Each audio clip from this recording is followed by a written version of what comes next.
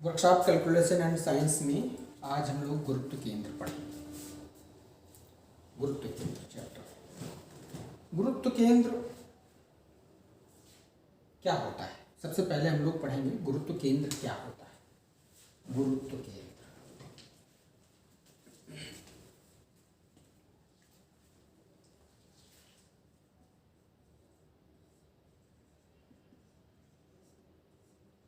गुरुत्व केंद्र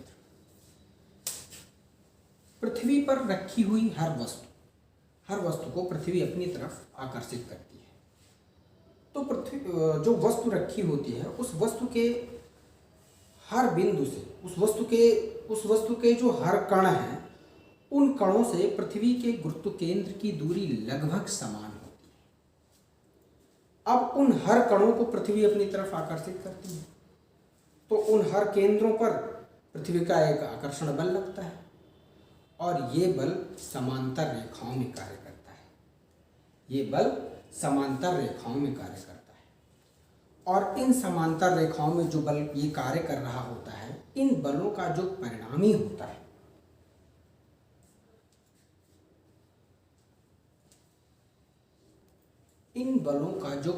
होता है ये किसी एक निश्चित बिंदु पर कार्य करता है। ये जिस बिंदु पर कार्य करता है इसी बिंदु को गुरुत्व केंद्र कहते हैं।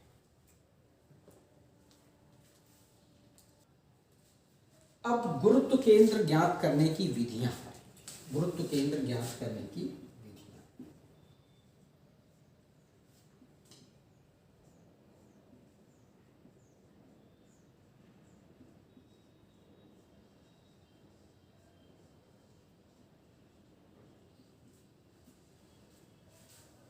गुरुत्व केंद्र ज्ञात करने की विधियां।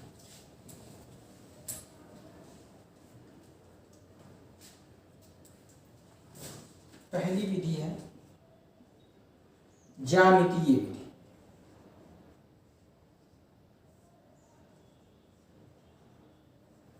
दूसरी विधि है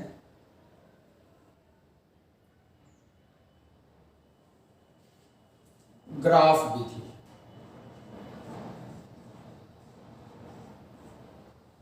तीसरी विधि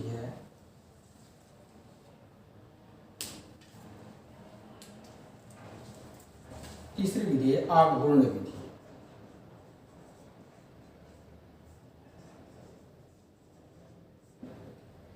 इन विधियों में हमें ज्यामितीय विधि पढ़ना है, तो हम लोग पढ़ेंगे ज्यामितीय विधि।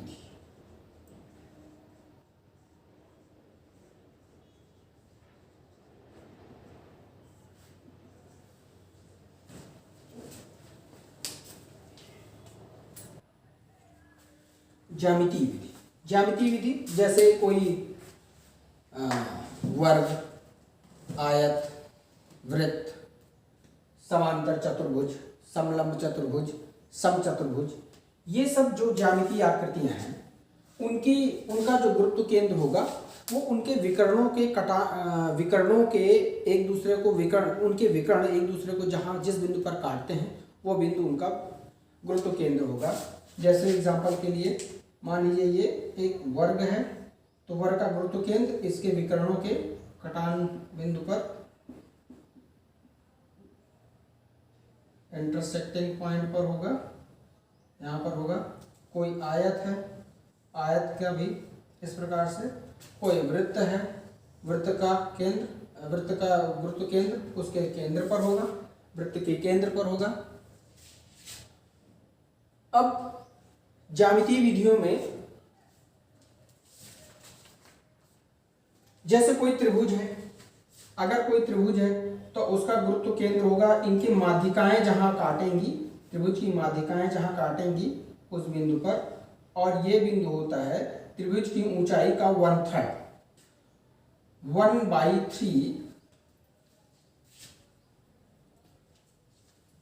1/3 होता है इसका गुरुत्व केंद्र, किसी त्रिभुज का गुरुत्व केंद्र। अगर कोई शंकु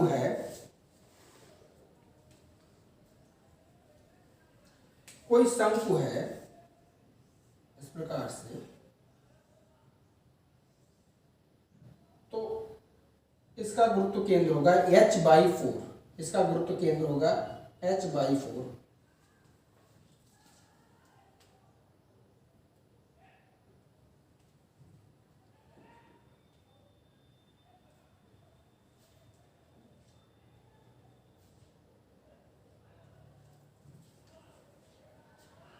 कोई अर्धवृत्त है, कोई अर्धवृत्त अगर है तो 4r/3π, 4r/3π कोई अर्धवृत्त अगर है, कोई अर्धवृत्त अगर है तो इसका गुरुत्व केंद्र होगा 4r/3π। r होगा ये रेडियस, ये रेडियस इतना, इतनी दूरी r होगी। ये शंकु की ऊंचाई होगी, यहां से लेकर यहां तक ये दूरी होगी ऊंचाई, ये शंकु की ऊंचाई होगी।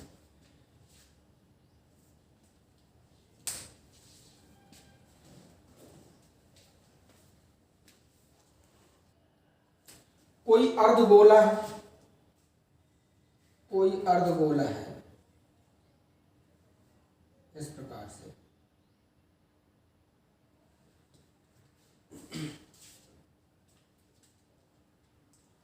इसका होगा 3r/8, रेडियस होगी यहां से यहां तक, इसका गुरुत्व केंद्र होगा 3r/8, रेडियस यहां से यहां तक भी होगा और ये भी r कहलाएगा, ये r हो जाएगा और ये r भी, ये r होगा 3r/8।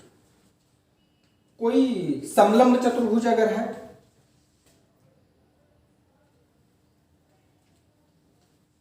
समलंब चतुर्भुज अगर है, समलंब चतुर्भुज ऐसा, ये होगा समलंब चतुर्भुज, तो इसका गुरुत्व केंद्र होगा H/3 टाइम्स a+2b/a+b, इसका गुरुत्व केंद्र होगा। तो हर ज्यामितीय आकृति का इस प्रकार से अलग अलग ढंग से गुरुत्व केंद्र निकलेगा। अर्धवृत्त है, इसका गुरुत्व केंद्र 4r/3π, समलंब चतुर्भुज है H/3 a+2b/ab, अर्धगोला है 3r/8, शंकु है H/4। अब गुरुत्व केंद्र संबंधी गणना है, गुरुत्व केंद्र संबंधी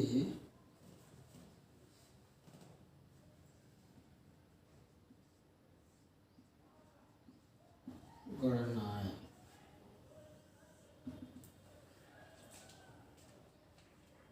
गुरुत्व केंद्र संबंधी गणना, गुरुत्व केंद्र निकालने के लिए फार्मूला होता है, जैसे x बार बराबर होगा a1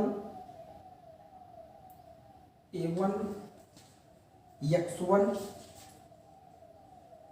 plus a2 x2 plus a3 x3 and so on upon a1 plus a2 plus a3 plus and so on, और y बार होगा a1 y1 plus a2 y2 plus a3 y3 plus a3 y3 plus and so on upon a1 plus a2 plus a3 plus and so on.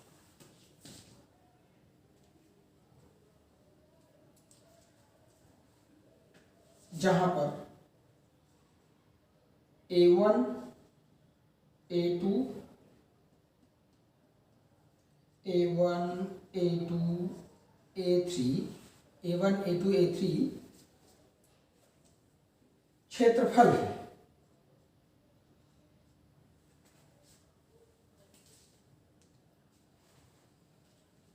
जिस खंड का हमें गुरुत्व केंद्र निकालना है, संबंधित खंडों का क्षेत्रफल है। ये संबंधित खंडों का क्षेत्रफल है और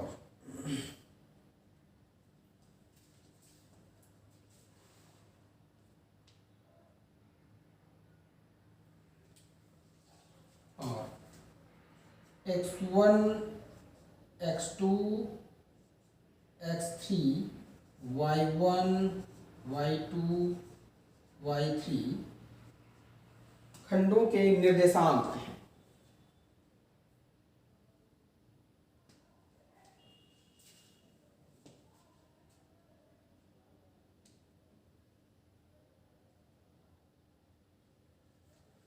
ये विभिन्न खंडों के गुरुत्व केंद्रों के निर्देशांक हैं। विभिन्न खंडों के गुरुत्व केंद्र के निर्देशांक।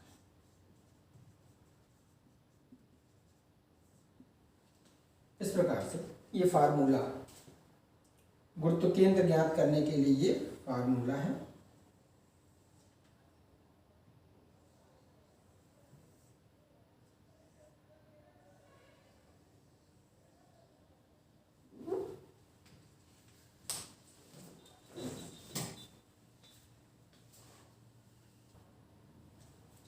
ये तो समतल आकृतियों के गुरुत्व केंद्र हैं।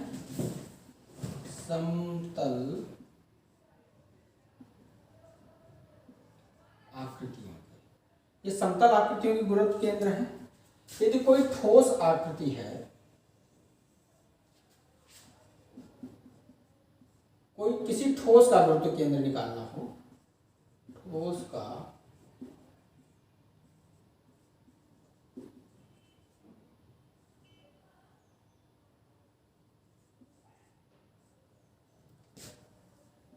गुरुत्व केंद्र निकालना होगा तो x बार इक्वल टू हो जाएगा v1 x1 plus v2 x2 plus v3 x3 plus and so on upon v1 plus v2 plus v3।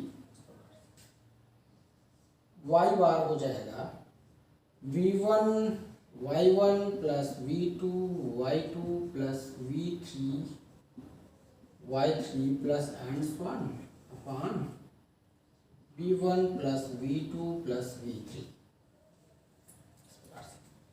जहाँ x तो संबंधित खंडों के क्षेत्र ये v1 और v1 v2 और v3 ये संबंधित ठोस का आयतन है। ये ठोस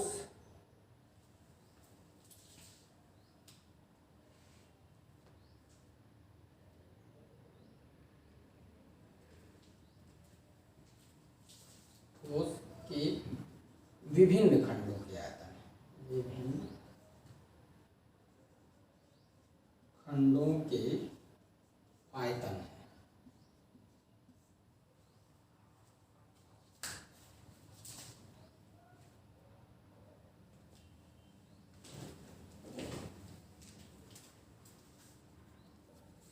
अब किसी समतल या किसी ठोस का गुरुत्व केंद्र वह बिंदु होगा जहां पर x बार और y बार एक दूसरे को काटेंगे। गुरुत्व केंद्र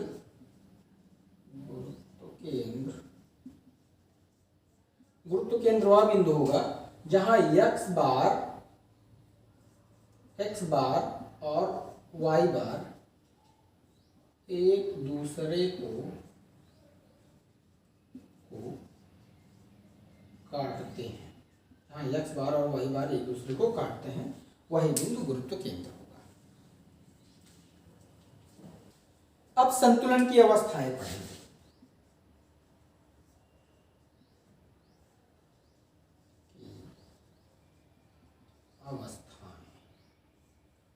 संतुलन की अवस्था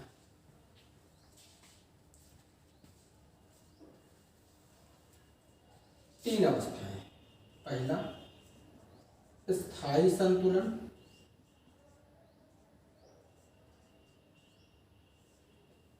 दूसरा अस्थायी संतुलन, तीसरा उदासीन संतुलन।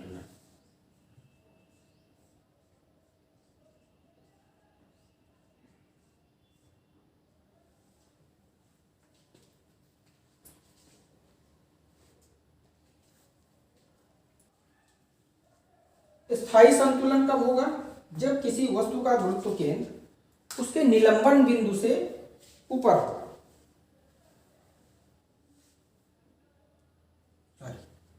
निलंबन बिंदु से नीचे। इसमें स्थायी संतुलन होगा जब उसका गुरुत्व केंद्र, किसी वस्तु का गुरुत्व केंद्र उसके निलंबन बिंदु से नीचे हो। निलंबन बिंदु से नीचे, तब स्थायी संतुलन होगा। एग्जाम्पल के लिए जैसे मेज पर रखी कोई मेज पर रखी कोई किताब है, या कोई मेज पर रख, या कोई कुर्सी रखी, जमीन पर रखी हुई कुर्सी, वो स्थायी संतुलन में होती है। अस्थायी संतुलन होगा जब वस्तु का गुरुत्व केंद्र निलंबन बिंदु से ऊपर हो,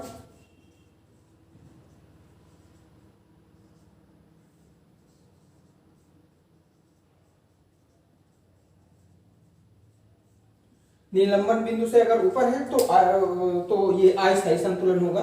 एग्जाम्पल के लिए अगर कोई पेंसिल नोक पर खड़ी हुई कोई पेंसिल वो, और अगर कोई शंकु है, शंकु को उसकी नोक पे खड़ा कर दिया जाए, तो ये एग्जाम्पल होंगे अस्थायी संतुलन के। कोई शंकु अगर इस कंडीशन में है, इस कंडीशन में अगर शंकु है तो भी अस्थायी संतुलन में होगा। उदासीन संतुलन होगा जब निलंबन बिंदु गुरुत्व केंद्र निलंबन बिंदु पर ही हो। एग्जाम्पल के लिए कोई गुरुत्व केंद्र निलंबन बिंदु पर हो,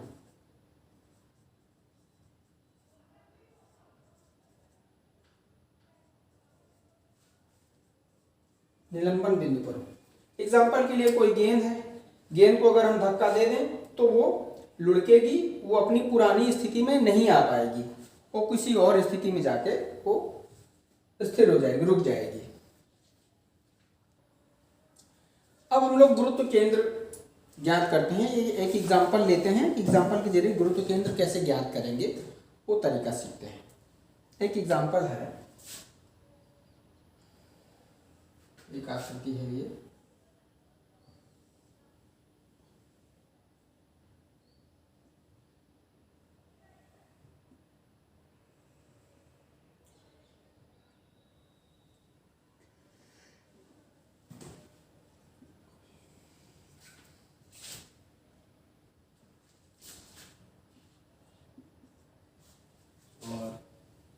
ई, इसकी ऊंचाई दिया हुआ है, ये त्रिभुजाकार भाग का की ऊंचाई है, ये दिया हुआ है 50 mm, और इसकी ये जो आयताकार भाग है इसकी ऊंचाई दिया हुआ है 40 mm, और ये होगा, इसकी चौड़ाई है 45 mm।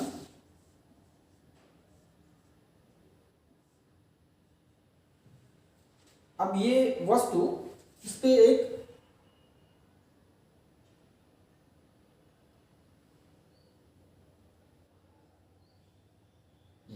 ये y अक्ष है, इधर x एक्सिस होता है, ये x एक्सिस होता है, ये y एक्सिस होता है। तो यहाँ पे इसका गुरुत्व केंद्र इस y अक्ष पर कहीं होगा, इसी y अक्ष पर होगा, क्योंकि इस y अक्ष के दोनों तरफ बराबर दूरी पर इस इस समतल, ये समतल का विस्तार इस अक्ष से बराबर दूरी पर दोनों तरफ है, इसलिए इसी बिंदु पर, इस बिंदु पर इसका गुरुत्व केंद्र कहीं होगा। अब इसका गुरुत्व केंद्र निकालने के लिए दो भाग में बांट देते हैं इसको।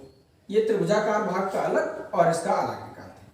तो त्रिभुजाकार भाग में जो त्रिभुजाकार भाग है इसका क्षेत्रफल निकालेंगे और इसके गुरुत्व केंद्र की ऊंचाई, गुरुत्व केंद्र की ऊंचाई निकालेंगे। ये ऊंचाई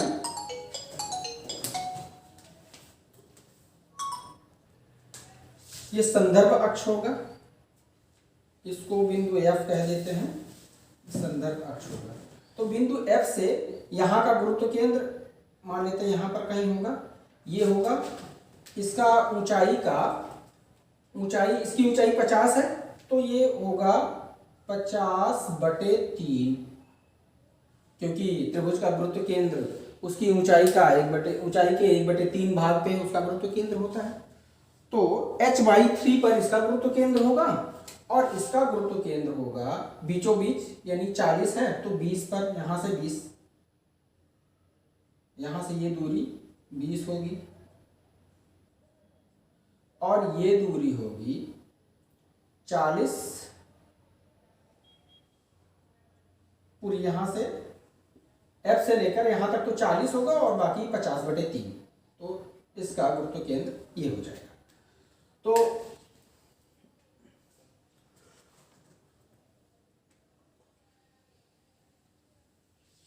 y अक्ष पर इसका होगा तो y बार निकालेंगे, इसका गुरुत्व केंद्र y अक्ष पर होगा तो y बार क्या हो जाएगा, A1 H1 plus A2 H2 upon A1 plus A2। A है क्षेत्रफल जिस भाग का गुरुत्व केंद्र निकालेंगे, मान लीजिए हम A1 इसको कहेंगे और A2 इसको कर देते हैं, इसका A2 ये हो जाएगा। F बिंदु से गुरुत्व केंद्र की दूरी, हम इसका अगर इस आयताकार भाग का हम गुरुत्व केंद्र निकालेंगे तो H होगा F से इस बिंदु तक, ये बिंदु, इस बिंदु को मान लेते हैं, इसको मान लें G1 और इसको G2 अगर मान लें तो F से G2 की दूरी, इसको G1 कर देता है, इसको G1 कर देता है और इसको G2 कर देता है, G2, ये A2 है। तो G1 हो जाएगा F से G की दूरी 20 है, G2 हो जाएगा F से G2 की दूरी, F से यहाँ तक की दूरी तो 40 है, यहाँ तक की दूरी इतनी 40 है, 40 के बाद 50/3 इतना हो जाएगा। तो पहले हम A1 निकाल लें, A1 बराबर हो जाएगा, A1 एक आयत है तो आयत का क्षेत्रफल लंबाई गुणे चौड़ाई, यानी 45 × 40, ये हो जाएगा कितना, 4 × 5 = 20, 4 × 16, 16 2 18, 10 इतना mm²,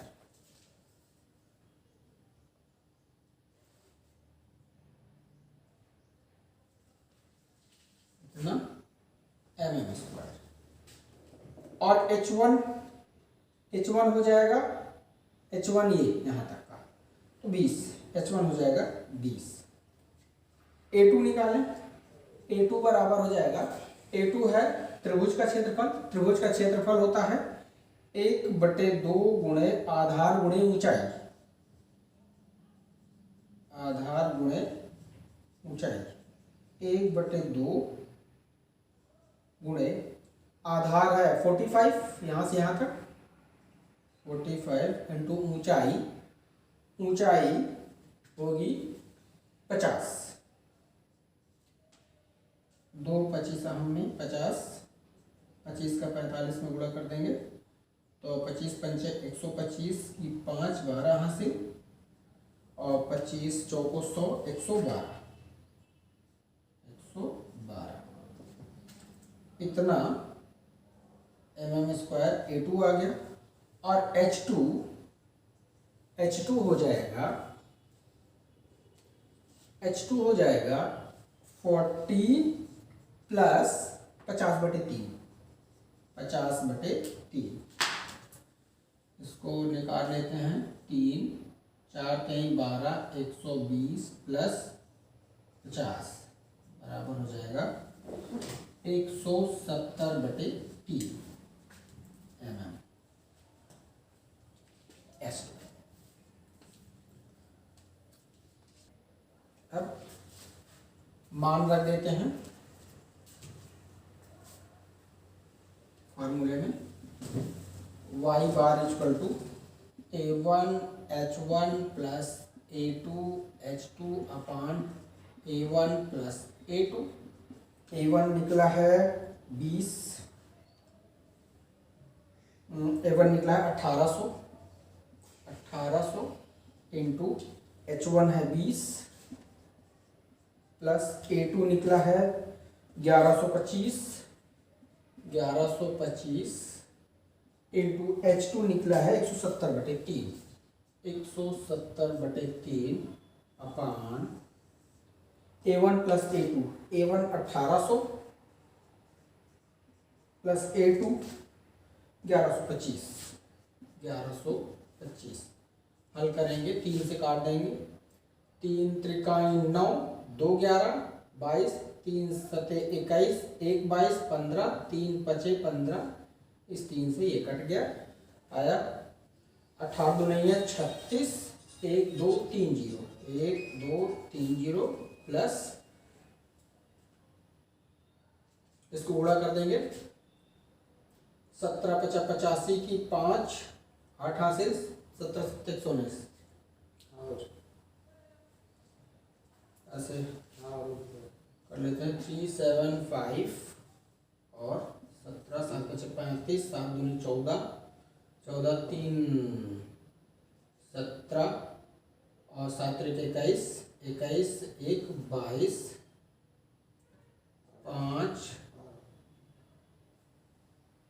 375 ना गलत हो गया 375 तो 7 5 35 और 7 7 49 3 52 की 2 5 हासिल 7 21 21 और 5 26 1 पंचे 5 1 सत्ते 1 5 7 6 6 12 13 3 हासिल 1 3 3 6 63 75 बटे इसको जोड़ देते हैं 5 2 9 2, इसको जोड़ देते हैं 2 2 4 1 5, इसको जोड़ देते हैं 5 7 3 6 6 12 की 2 हासिल 1 3 1 4 बटे 29 25।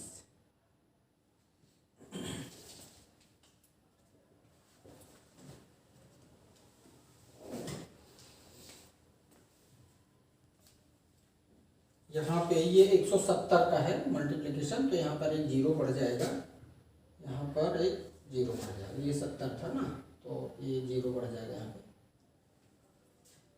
तो ये हो जाएगा यहाँ पे एक, यहाँ एक गलत हो, यहाँ पे ये थोड़ा सा इसको जोड़ देंगे, फिर से जोड़ेंगे, ये 0 0 0 5 0 5 7 0 7 3 और 6 3 9 और 6 3 9, इतना हो जाएगा। 5 से काट देते हैं, 5 से कट जाएगा, 5 1 कम 5 4 9 49 5 9 45 4 49 47 5 9 45 2 47 25 5 50 25 और एक ही 0, 5 से 5 5 50 25 25 4 29 42 पाँच अठे 40, 2 42 25, 5 50 25, अभी 5 से कट जाएगा, 5 नहीं 15, 4 19 49, 5 9 45, 4 49 45, 5 9 45, 0, 5 1 कम 5, 5 1 कम 5, 5 1 कम 5, 3 8 35, 5 7 35। अब इसको भाग दे देंगे, 3990 को 117 से भाग देंगे तो 11 3 38, 3 बार ले जाएंगे, 3 7 21, 3 एकम 3, 2 5, 3 एकम 3, 7 2 4 उतार लेंगे 0, 11 4 44, 11 3 35, 3 7 21, 3 7 21, 3 एकम 3, 2 5, 3 एकम 3, 0, 10 में 1 गए 9, 11 में 5, 6 5 11, 10 हम लोग खिलाएंगे, 0 बढ़ाएंगे, 11 छक्का 66, 6 बार, 6 7 42 और 6 कम 6 4 10, 6 कम 6 1 7 ज़्यादा हो जाएगा, 5 बार ले जाएंगे, 5 7 35, यहाँ ये गलत हो गया है, इसको सही करो। यहाँ पे जब 3 बार ले जाएंगे तो 3 सते 21 और 3 एकम 3 2 5 और 3 एकम 3, अब 9 में 1 गए 8, यहाँ पे 4, यहाँ क्वेश्चन उतार लेंगे 0, 11 चौक 44, 4 बार ले जाएंगे, 4 सते 28, 4 एकम 4 2 6, 4 एकम 4,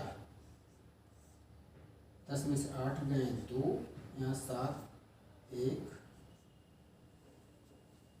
10.0,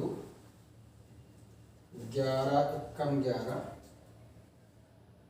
एक बार ले जाएंगे तो 117, 3 हम लोग लाए हैं 0 और फिर 0 बढ़ा के फिर 0 ले जाएंगे, बस करेंगे, दोनों बार इसको छोड़ देंगे, तो ये हो जाएगा 3990 अपॉन 117 इक्वल टू 34.10 mm।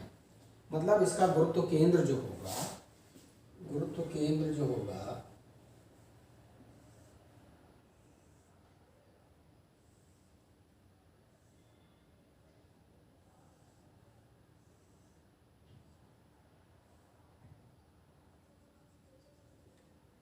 इस बिंदु से 34.10 mm की दूरी पर होगा। 34.10 ये तो है, यहाँ से यहाँ तक है, यहाँ से यहाँ तक है 40 और ये दूरी है 50।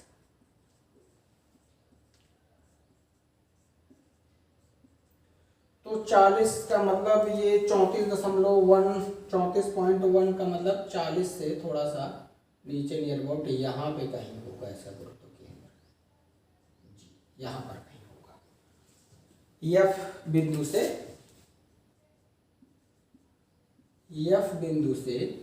34.1 mm की दूरी पर गुरुत्व केंद्र होगा G बराबर F बिंदु F से